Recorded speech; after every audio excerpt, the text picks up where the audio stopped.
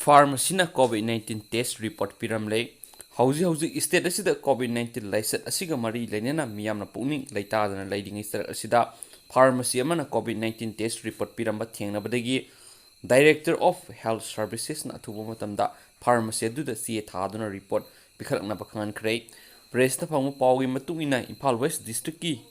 Yumnam Hoidrom Makha Laikai Wangoi da Laiba AK Pharmacy haina mingthonba pharmacy asina thasigi kunga tarukta miyo ama COVID-19 test report pirambani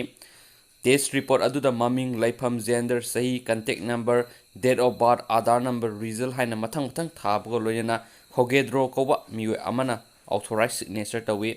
hairiba report asiga mari lainana state drug controller cum licensing authority directorate of health services Manipur and Remote Kumar Maitena AK Pharmacy that notice thaduna